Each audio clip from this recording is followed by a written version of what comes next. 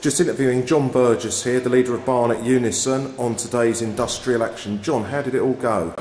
It's been a brilliant day. It's been a fantastic day. Started about 6 o'clock in the morning, getting up and getting down to a picket line outside of North London Business Park.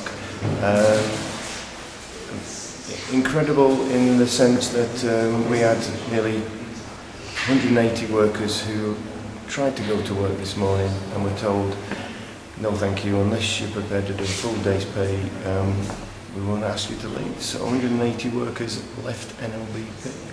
They've been subjected to a lot of harassment and bullying in the last week and so. Letters being blown up onto billboards, people getting given 2 sets of letters on the same thing, people being threatened that they'd get no overtime if they took any strike action.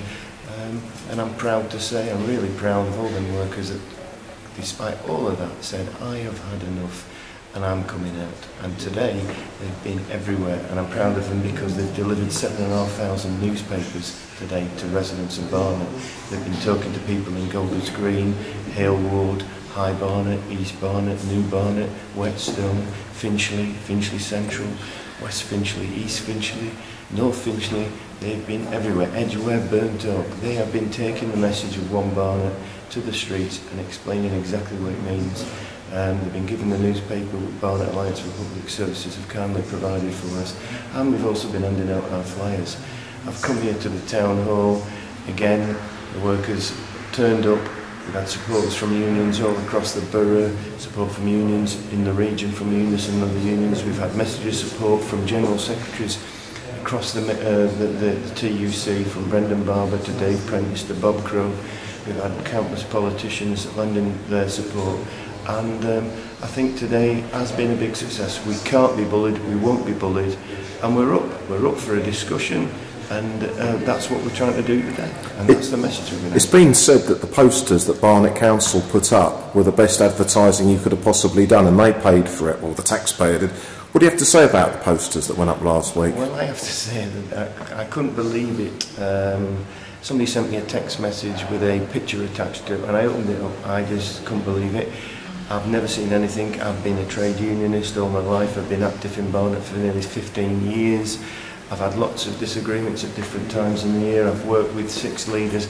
I have never seen what I've seen today. You know, those posters on the wall actually just wound the staff up even more.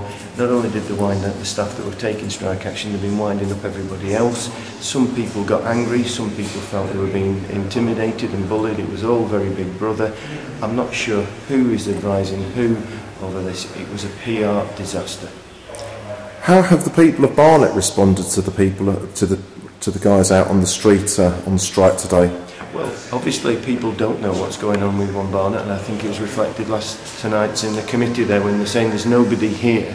But when people have had the newspaper and had the chance to talk to council workers, people have been very supportive. I think people put the 2 things together, public services and private sector. People know what the private sector do.